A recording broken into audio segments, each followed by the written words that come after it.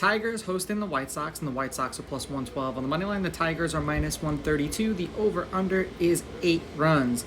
The White Sox, getting a run and a half on the run line, are minus 194, meaning if you bet them that way and they win this game outright, you'd win. They lose this game by 1 run, you'd win. And the Tigers, laying a run and a half on the run line, are plus 158, meaning if you bet them that way, they must win this game by a minimum of 2. Now, these are the overnight odds. They're going to change the closer we get to first pitch tomorrow, and if someone decides to change a pitcher, that will probably also change the odds. Thank you to everyone who's been joining the Discord. I really appreciate it. And you can go in there, and when you go to my website, rawsportstalk.com, you'll see merch like this, and you'll also see the membership page, and you'll have my best bets in the Discord. Now, Clevenger pitched twice against the Tigers this year. 5 shutout innings. They won that game 3-0, and he struck out 6 batters in that game. 4 innings, 8 runs, 8 earned. They lost that game 10-0, and he struck out 2 batters in that game. They are 2-3 as a team in his last 5 starts. He's averaging 5 2/3 innings pitched and 5.8 strikeouts per game in those games.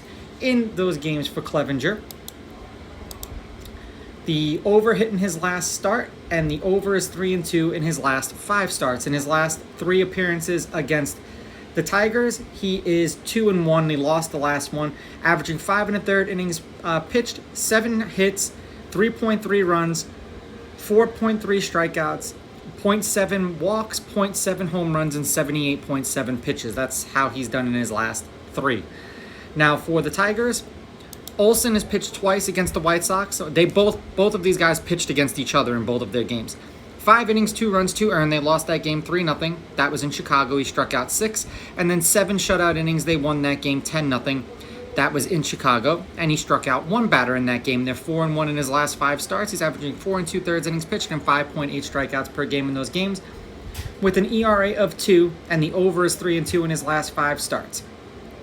In his last 2 against the White Sox, I read them off on how he did. He averages 6 innings, 3 hits, 1 earned run, 3.5 strikeouts, a half a walk, so not even a full walk, and then 84 pitches.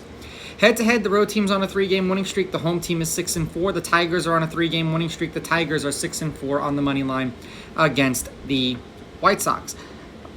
The favorite is 7-3 on the money line. The favorite or the underdog getting or laying runs is 5-5. There have been 3 one-run games in their last 10 meetings, including the last game they played against each other.